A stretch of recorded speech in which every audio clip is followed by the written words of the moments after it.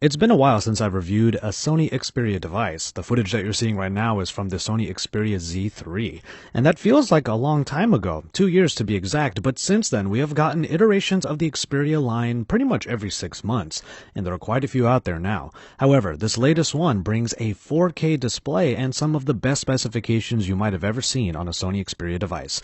How does it stack up? Well, it's Joshua Vergara. What's going on, everybody? And this is our full review of the Sony Xperia XZ Premium.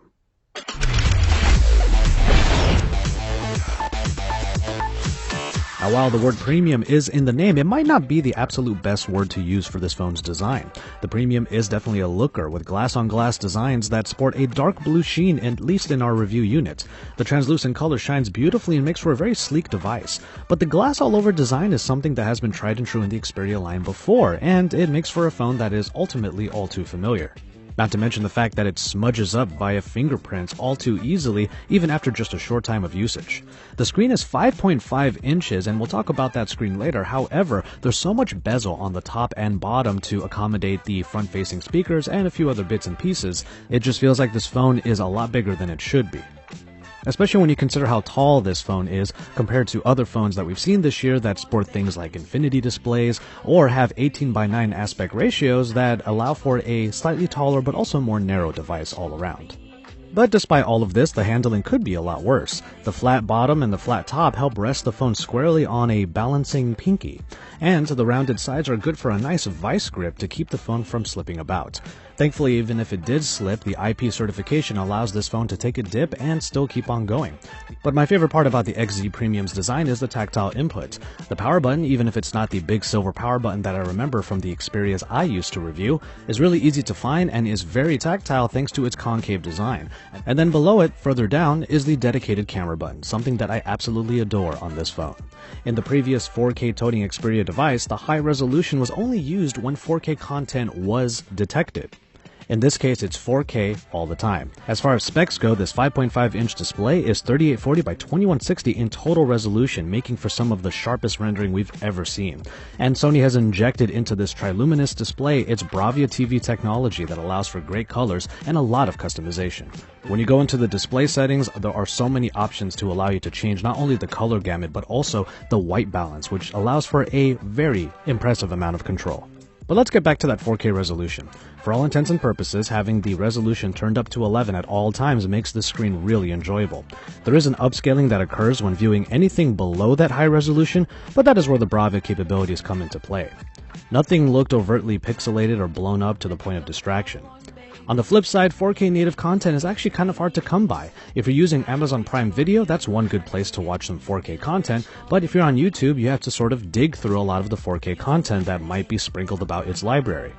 The biggest issue with a 4K display is not how fun or how good it is to use, but just the fact that there's not a whole lot of content out there. That doesn't take away too much from the 4K display, it is just going to be a little bit too ahead of its time to really make it an essential feature. Now, one of the most enjoyable experiences I had on the XZ Premium was playing Final Fantasy IX for extended periods of time, and thankfully the sharpness and color in the game were still top-notch, but also there was powerful performance, thanks to the Snapdragon 835 that comes with 4GB of RAM, and together they allow for a very speedy experience. And I really mean it, the Android iteration on this phone is one of the smoothest and snappiest I have ever used, mainly because Sony have tweaked the animations inside of the software to make it feel that way. But I never had any problems with having multiple apps open, and plenty of them in the background still remained, and going in and out of different applications to multitask was also a breeze. It is not only a skin of Android, but it's enough of a custom build that it has caused a few holes. NFC is clearly marked on the back with an NFC icon. However, when trying to use this phone with Android Pay, it complained that this version of Android is too custom. This ROM made it trigger its security features, making Android Pay inoperable in my usage.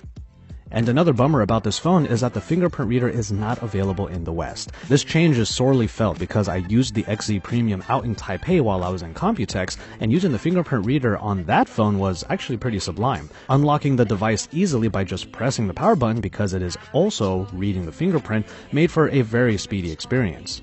And as for the rest of the inclusions, the microSD card slot can be used as an extra SIM tray depending on what market you're using this phone in, and it bolsters the already included 64GB of onboard storage. The large bezels make way for those stereo front-facing speakers, which are small grills on the front that provide not necessarily a very loud sound, but at least a good stereo sound. And things get even better in the audio department when headphones are plugged in.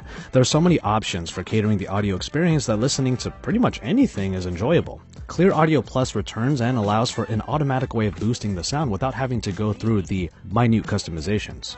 And there's even optional enhancement to make compressed audio sound more like lossless audio, called DCHX. To round it all out, noise cancellation is also built into the headphone jack when using a compatible headset. There's very little to complain about when it comes to the audio of the Sony Xperia XZ Premium. And finally, in battery life, this 3230 mAh unit actually does pretty impressive considering the 4K display. You would think that the XZ Premium would really falter in this category, but with a 4K display pumping out all of those pixels at all times, it's actually kind of nice that we got almost 4 hours of screen on time. I just want to say it one more time. I love this camera button. I just wanted to use that non sequitur to get to the camera of the XZ Premium.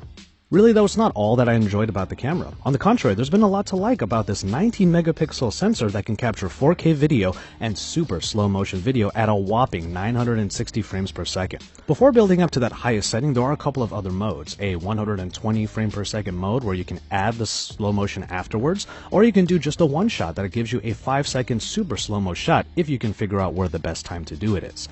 The main setting allows you to record a 720p video and then hit a button when you think that the slow motion will be most effective. It might be a little bit tough to find those perfect moments, but when you do get it, the results are pretty great. Unfortunately, the super slow-mo doesn't work very well in any condition other than maybe broad daylight, because even in mediocre lighting, it just looks like a smudgy mess. On the topic of video, I used the XZ Premium as basically a vlogging camera during a couple of days in Taipei and then out in New York. I enjoyed what videos came out of the 1080p mode. However, one of my gripes about the software is that you have to go into the extra mode selector just to activate 4K. It seems like one too many steps to get to a feature that should be easy to get to, especially for vlogging types like myself. But overall, the video experience was quite good, and the same could be said for picture taking. Superior Auto is still a great go-to in order to get the best possible shot given the scene, and tapping on any portion of the viewfinder to focus the camera allows it to track that portion for proper effect. Pictures get a great amount of detail given the 19 megapixels packed in, but color and exposure are pretty much where they should be. I did find in a couple of photos that exposure was just a little bit too high, but that was more than likely because it was trying to compensate for the dark area I may have tapped. In lower light, the XZ Premium is only really hindered by the slower shutter speed that needs to compensate for the f2.0 aperture. A slower shutter speed means that even small movements could blur the photo a little bit, especially if you're using that dedicated camera button to press the phone down. Portraits also get a little less love because of that slightly higher aperture. There is less of a bokeh effect compared to other phones like the Galaxy S8 as a result. But when the detail is as high as it is kind of a small trade-off. And speaking of portraits, the front-facing 13 megapixel camera does a pretty good job on its own. So, as the top manufacturer for the world's most common smartphone camera sensors, it's good to see that Sony is using its own hardware to great effect. And finally, we can talk about the software, a lighter edition of Android that comes in the XZ Premium, especially when compared to, let's say, LG and Samsung counterparts. The simplicity of this version of Android is pretty easy to see just at the home screen. It still uses an app drawer button, and you can swipe over, and Google Now is already built in. Sony's own applications, however, do fall into that redundancy trap. There are a few applications here that seem to be out of place when you consider that Google's own editions are already built in. The photos and video applications are right alongside Google Photos, and there's even a news aggregator that, while it does look pretty good, is right next to the Google Now that's, like I said, built into the home screen. It might seem a little bit counterintuitive, but one of the greatest strengths of the Sony Xperia XZ Premium is the fact that it doesn't try too hard with the Android software. And, as we said before, the fact that it has been sped up, especially in its animations, really shows that this phone is really powerful, speedy, and incredibly smooth. The Sony Xperia XZ Premium is not going to be widely distributed on US carriers, which is a thorn in the side of Sony that they've been dealing with for a number of years now. However, it is available for $799 on e-commerce channels for unlocked editions, and this includes places like Amazon and Best Buy. And really, I have to say, it was refreshing to come back to the Xperia line after having such fond memories of the many that I used to review. And Sony's done a good job of keeping up with the competition. It's a little bit of a give and take though. A solid, even if kind of all too familiar design literally makes it shine, and the 4K display on the phone is a wonderful addition despite its lack of overall usefulness. But for anybody that hasn't visited the Sony Xperia line in a while, this might be one of the best times to check it out, and you can have one of the most forward-facing devices that Sony has ever created.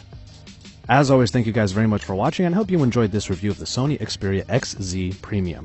It's kind of a mouthful, but then again, there are plenty of things to like about this 4K display-toting phone. There's a whole lot that you can really enjoy on this device, and if you haven't used a Sony phone in a while, well, this might be the time to check it out. Keep it tuned to Android Authority for even more, and more reviews and comparisons on all of the flagships that are coming in this year. Keep it tuned here, and don't forget to subscribe because we are your source for all things Android.